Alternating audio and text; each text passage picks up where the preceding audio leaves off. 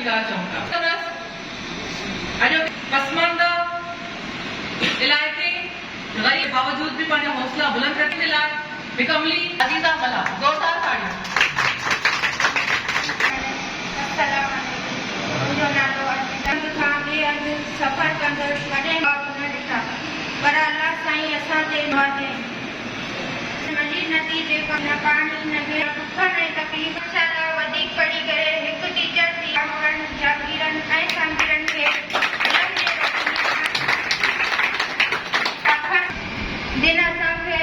जिन मूंखे प्राइमरी खड़े सां महिनत कराई। मीडिया टीम जे सर सां